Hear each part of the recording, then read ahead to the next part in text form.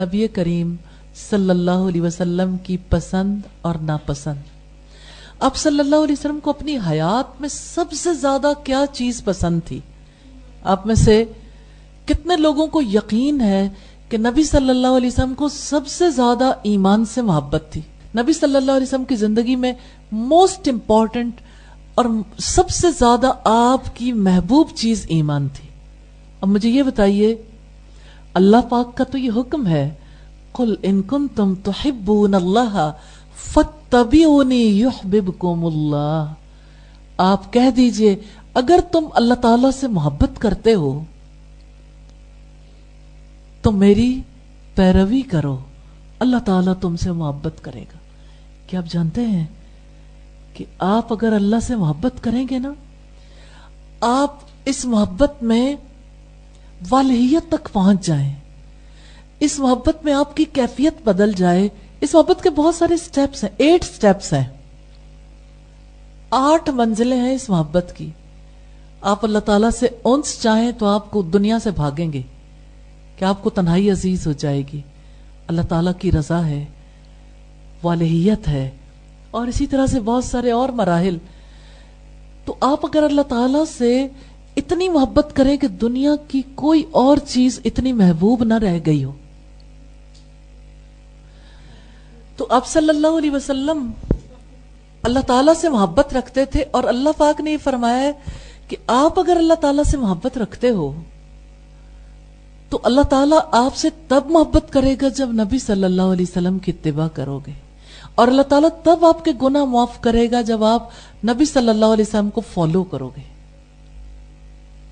अब मुझे ये बताइए कि नबी सल्लल्लाहु अलैहि वसल्लम को तो फॉलो करना है ना, तो आप अपनी जिंदगी में सबसे ज्यादा मोहब्बत किस चीज से करेंगे? ईमान, ईमान से मोहब्बत।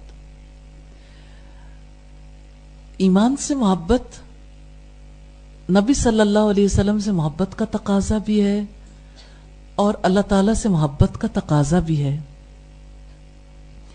तो आप सल्लल्लाहु अलैहि वसल्लम इसी ईमान की मोहब्बत के लिए दुआ करते थे, अल्लाहुम्मा हब्बिब इलैनल ईमान व ज़य्यिनहु फी कुलूबिना। अल्लाह, हमारे दिलों के अंदर हमें ईमान को महबूब कर दे, हमारे लिए ईमान सबसे ज्यादा अजीज हो जाए और इसको हमारे सीनों में मुज़य्यन कर दे, हमारे दिलों में मुज़य्यन कर दे। और सूरह हुजुरात की आयत नंबर 7 में हमें इसका जवाब मिलता है, वलकिन्नल्लाह हब्बबा इलैकुमुल ईमाना व ज़य्यनहु फी कुलूबिकुम। मगर अल्लाह ताला ने ईमान को तुम्हारे लिए महबूब कर दिया है और उसे तुम्हारे दिलों में मुज़य्यन कर दिया है। ये ईमान क्या है? ईमान की कितनी किस्में हैं? ईमान घटता और बढ़ता भी है, या ईमान एक बार जुबान से कुछ अल्फाज की अदायगी का नाम है? क्या ईमान हर इंसान के लिए नागजीर है? यकीनन ये ऐसे सवालात हैं जो जवाब चाहते हैं। तो मैं समझती हूं कि पहले सवाल से ही हमें आगाज करना चाहिए। ईमान क्या है? पहली बात तो यह है कि ईमान कौल का नाम भी है और अमल का भी। इमाम बुखारी ने अपनी सही में बाब बांधा है, अल ईमान हुवल कौल वल अमल, कि ईमान कौल भी है और अमल भी। अब ये पहली बात इस हवाले से है कि जब आप एक चीज को जानना चाहते हैं तो आपको ये पता चल जाए कि ये सिर्फ जुबान से कही हुई बात नहीं है, ये हमारा अमल भी है। और आप जानते हैं कि अमल दिल का भी होता है, अमल जुबान का भी होता है, अमल आज़ा का भी होता है। तो ईमान का ताल्लुक हमारे तमाम आज़ा के साथ है, हमारे तमाम आज़ा से मुताल्लिक है। ईमान के बारे में यह भी जान लीजिए कि इताअत वाले काम करने से ईमान बढ़ जाता है, नाफरमानी के काम करने से ईमान कम हो जाता है। क्या आप जानते हैं कि नेकी की मजालिस में बैठने की वजह से ईमान बढ़ता है? क्योंकि उस वक्त इंसान की कैफियत फर्क होती है। आपके एक सहाबी थे जिनका नाम हंजला था। वो एक बार हजरत अबू बकर के पास गए और शिकायत की कि मेरी कैफियत बड़ी फर्क है, ना फका हंजला, حنزلہ منافق ہو گیا. وہ کہنے لگے کہ کیا ہوا؟ انہوں نے اپنی کیفیت بتائی تو حضرت ابو بکر صدیق نے کہا یہ معاملہ میرے ساتھ بھی ہے. آپ امیجن کر سکتے ہیں کہ رسول اللہ کے قریبی ساتھی ہیں اور کہتے ہیں کہ میں بھی سمجھتا ہوں کہ میری کیفیت بھی ہر وقت ایک جیسی نہیں ہوتی. دونوں رسول اللہ کی مجلس میں گئے اور سیدنا حنزلہ نے بے اختیار کہنا شروع کر دیا تکلیف، نافق حنزلہ، نافق حنزلہ، نافق حنزلہ. آپ نے پوچھا حنزلہ کو کیا ہوا؟ حنزلہ کیوں منافق ہو گیا؟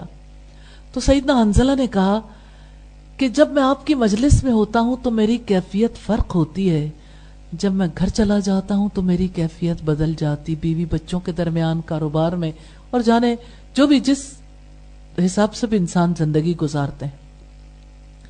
تو آپ صلی اللہ علیہ وسلم نے سیدنا حنزلہ سے کہا یا حنزلہ ساعت و ساعہ، اے حنزلہ ایک گھڑی کی بات ہے، ایک گھڑی کی بات ہے. ایک گھڑی اللہ تعالیٰ کی یاد کی ہوتی ہے اور ایک گھڑی غفلت کی ہوتی. تو جب اللہ کو بندہ یاد کرتا ہے تو ایمان بڑھتا ہے، اور جب غفلت کی گھڑی آتی ہے تو ایمان گھٹ جاتا ہے. تو میں نے یہ دلیل کے طور پر حدیث آپ کے سامنے پیش کی ہے کہ اس چیز کو پریکٹیکلی صحابہ کرام کیسے ایکسپیرینس کرتے تھے. تو یہ ہر انسان کے ساتھ گزرنے والا معاملہ ہے کہ جس جگہ پر بیٹھ کر انسان اللہ تعالیٰ کو یاد کرتا ہے، اس کے حبیب کو یاد کرتا ہے، اللہ تعالیٰ کے کلام کو سیکھتا ہے، وہاں ایمان بڑھتا ہے. اور عام حالات میں جب انسان پر غفلت آ جاتی ہے تو ایمان گھٹ جاتا ہے. رب العزت نے فرمایا هو الذی انزل السکینۃ فی قلوب المؤمنین لیزدادوا ایمانا مع ایمانہم. بہت پیاری آیت ہے، سورہ الفتح کی آیت نمبر 4 ہے. وہی تو ہے جس نے مومنوں کے دلوں پر تسلی نازل فرمائی تاکہ ان کے ایمان کے ساتھ اور ایمان بڑھ جائے. تو یوں ہمیں پتہ چلتا ہے کہ ایمان کے ساتھ ایمان بڑھتا ہے. کہتے ہیں نا کہ پیسہ پیسے کو کھینچتا ہے، آپ نے کبھی سنا ہے؟ اور پانی پانی کو کھینچتا ہے، یعنی جب بہت بارشیں ہوتی ہیں تو پھر اور بارش آتی ہے، پھر اور بارش آتی ہے. اور جب پیسہ ہوتا ہے تو پیسے سے اور پیسہ آتا ہے، اور ایمان ہوتا ہے تو ایمان کی وجہ سے اور ایمان بڑھنے کے امکانات پیدا ہو جاتے ہیں. الحمدللہ.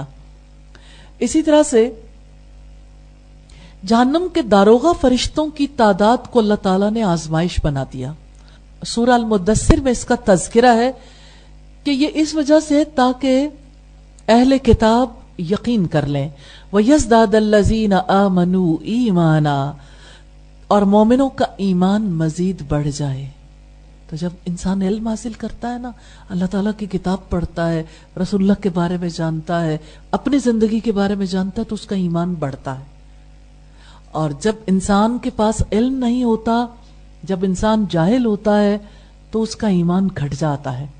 حضرت ابو امامہ بیان کرتے ہیں کہ نبی صلی اللہ علیہ وسلم نے فرمایا من احب للہ وابغض للہ واعطى للہ ومنع للہ فقد استکمل الایمان. جس نے اللہ تعالیٰ کے لیے محبت کی. آپ کسی سے محبت کرتے ہیں؟ اپنی ماں سے کرتے ہوں گے، بہنوں سے کرتے ہوں گے، بیویاں شوہروں سے محبت کرتی ہیں، اور رشتے ہیں جن سے انسان محبت کرتا ہے. تو اللہ تعالیٰ کی خاطر وہ محبت کرتا ہے جو اللہ تعالیٰ سے محبت رکھتا ہے. پھر اللہ تعالیٰ کو جو چیزیں پسند ہوتی ہیں، جو لوگ پسند ہوتے ہیں، انسان ان سے محبت کرنے لگ جاتا ہے، اگرچہ اس کا ذاتی رجحان نہ بھی ہو. کیونکہ مومن یہ جانتا ہے کہ میں اللہ تعالیٰ کے ہاتھ پہ بکا ہوا ہوں، اس لیے مجھے اللہ تعالیٰ کی پسند کو اپنانا ہے اور اس کی ناپسند سے بچنا ہے. من احب للہ، جس نے اللہ تعالیٰ کی خاطر محبت کی، وابغض للہ، اور اللہ کے لیے نفرت کی، وآتى للہ. آپ کتنے لوگوں کو گفٹ دیتے ہوں گے، آپ کتنے لوگوں پر اور کتنی جگہوں پر مال لگاتے ہوں گے، شادیوں پہ، عام حالات میں، شاپنگ کرتے ہوئے، سیزن آ رہا ہے سیزن کے کپڑے خریدتے ہوئے. وآتى للہ، جس نے اللہ کی محبت میں دیا، خواہ کسی انسان کو دیا یا جانور کو دیا. اب دیکھیں جس کو ترس آتا ہے، جو کسی کو اللہ کی مخلوق سمجھ کر پانی پلا دیتا، اللہ تعالیٰ قدر نہیں کرتے، کسی کتے کو، کسی جانور کو، کسی پرندے کو کچھ کھلا دیتا ہے، لیکن اللہ کے لیے ترس آتا ہے نا اس کے دل میں، پھر وہ چاہتا ہے کہ اللہ تعالیٰ کی مخلوق کو میں وہ کچھ پہنچا دوں جو اس کے پاس اس کی کوشش سے نہیں آیا۔ وَآتَى لِلَّهِ وَمَنَعَ لِلَّهِ، جس نے اللہ کی خاطر دیا اور اللہ تعالیٰ کی خاطر روک لیا۔ دل تو بہت کرتا ہے کہ یہ پیسہ سارے کا سارا لگا دیں فلاں چیز پہ، فلاں پہ، جیسے آج کی جنریشن سارا پیسہ کھانے پہ لگانا چاہتی ہے، لباس پہ لگانا چاہتی۔ وَمَنَعَ لِلَّهِ، کتنی جگہوں سے رکنا ضروری ہے، اللہ کی خاطر روک لیا، دل چاہتا ہے لیکن اللہ پاک کی طرف نظر جاتی تو بندہ کہتا ہے نہیں، یہ یہاں نہیں لگانا، بہت اور مقامات ہیں لگانے والے۔ ہمارے زمانے کے لوگ سخی کیوں نہیں ہیں؟ کیا آپ جانتے ہیں؟ اس لیے کہ وہ اللہ کی خاطر نہیں دیتے اور اللہ کی خاطر روکتے نہیں ہیں۔ میں سمجھتی ہوں روکنا بہت ضروری ہے۔ جب انسان اللہ کی خاطر روکتا ہے نا، فضول خرچی کرنے سے رک گئے تو مال تو بچ گیا، تو اب وہ آتا للہ ہی کر سکتا ہے، یعنی اللہ کی خاطر دینے کے قابل ہو سکتا ہے۔ فقد استکمل الایمان، اس نے اپنے ایمان کو مکمل کر لیا۔ تو ہمیں یہ پتا چلا کہ یہ 4 کام ایسے ہیں جس کی وجہ سے ایمان مکمل ہو سکتا ہے۔ اللہ کی خاطر محبت کرنا، اللہ کی خاطر نفرت کرنا، اللہ تعالیٰ کی خاطر دینا اور اللہ تعالیٰ کی خاطر روک لینا۔ تو اس نے اپنے ایمان کو مکمل کر لیا، پورا کر لیا۔ یہ سنن ابی داؤد کی روایت ہے